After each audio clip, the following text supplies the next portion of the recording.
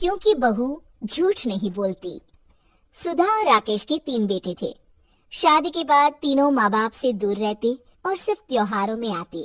माँ जी, पिताजी, अगली बार आप लोग हमारे घर आइएगा।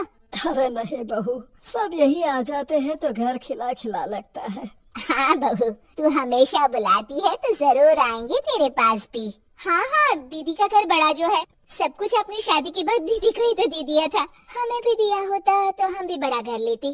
क्यों सुनील? अरे नहीं, पापा ने सबको एक बराबर ही दिया है। छोटी बहू, क्या चाहिए तुम्हें, बोलो। वो आपके सोने की चेन वाली घड़ी है ना, वो अगर आप मुझे, तभी वहाँ मजली बहू भी आ जाती है। और मुझे ना आपका मंगलसूत्र कितना लंबा, सुंदर और भारी भी है। अरे हाँ हाँ, तुम दोनों को ही दूंगी बहू, चिंता न करो। चलो अब खाना लगाओ, खाना खाया जाए। सभी मिलकर खाना खाते हैं कि पड़ोसन आ जाती है।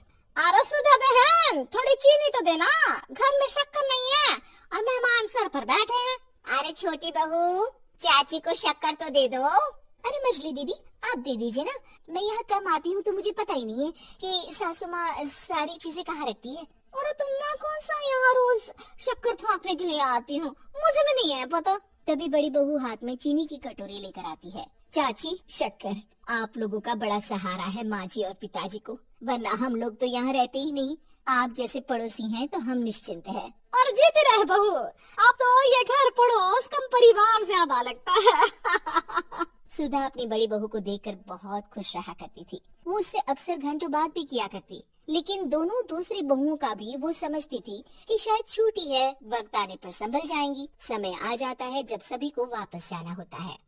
माँ जी, हम लोगों की फ्लाइट पहले है, हमें इजाजत दे। वो सास के गले लगकर चली जाती है। थोड़ी देर बाद छोटी बहू कहती है, माँ जी, मैं ना ये सोफे के कवर और चादरें ले जा रही हूँ, यहाँ तो ऐसी ही पड़ी रहेंगी। हाँ हाँ बहू, ले जा, और कुछ चाहिए तो बोल। और तो चाहिए बहुत कुछ, पर चलिए कोई बात नहीं, अगली बार ले जाऊंगी मैं। ऐसे ही मंजली बहू भी घर का बहुत सारा सामान ले जाती है। सभी के जाने के बाद सुधा राकेश से कहती है, घर कितना सूना लग रहा है ना। हाँ, और खाली भी। तुम्हारी दोनों बहुएं सब बटोर गई।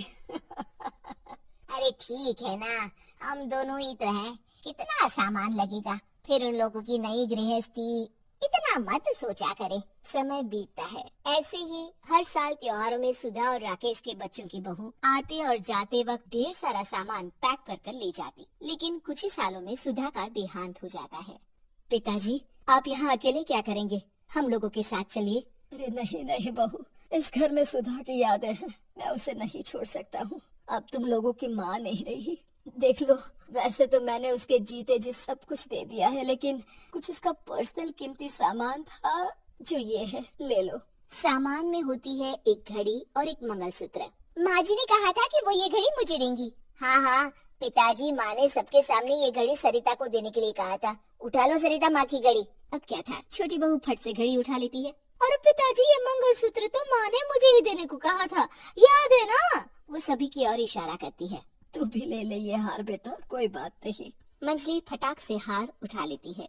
ससुर बड़ी बहू की तरफ देखते हैं। तुझे क्या दूं बेटा? पिताजी, माँ ने एक चीज मेरे लिए भी रखी है। सभी के कान खड़े हो जाते हैं कि आखिर सास ने क्या रखा होगा बड़ी के लिए। अरे माँ जी तो दीदी से प्यार भी ज्यादा ही करती थी, हमेशा उनसे बात किया करती।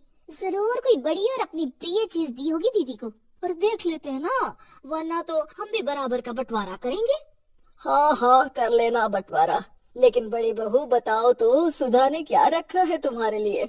अभी तो हम लोग यही हैं पापा जी, जब जाने लगेंगे तो बता दूंगी। बड़ी बहू के मुंह से ये बात सुनकर बाकी दो बहुएं सोचने लगती हैं कि आखिर क्या है जो दीदी को सासू माँ देकर गई है। दीदी, ऐसा तो नहीं ना कि पूरे घर का आधा हिस्सा माँ बड़ी भाभी को देकर गई हो? तभी वहाँ ससुर आ जाते हैं। नहीं, ऐसा कुछ नहीं है। मकान तो तुम तीनों का बराबर से है। देखो, बड़ी बहू से तुम्हारी सास ज्यादा जुड़ी थी, न जाने क्यों घंटों बात किया करती थी। पता नहीं क्या देकर गई है उसे। और ससुर जी, आपको क्या पता, चालाकी से पूरे घर के पेपर में साइन करवा लिए हो, या फिर कोई छुपा गहना।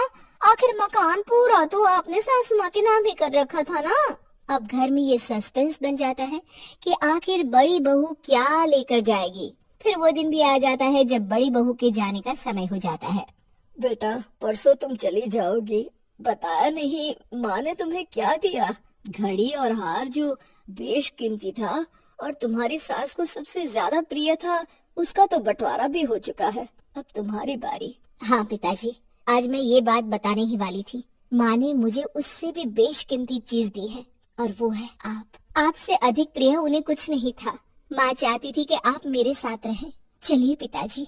बेटा, मेरे पास तो कोई पेंशन भी नहीं है और ना ही कोई प्रॉपर्टी। लेकिन आपके पास संस्कार है पिताजी, जो मेरे बच्चे आपसे लेंगे, तो आपको ले जाने पर स्वार्थ ही है मेरा। चलिए ना पापा। सभी के सामने पिताजी बड़ी बहू और बेटे के साथ उनके घर चले जाते हैं।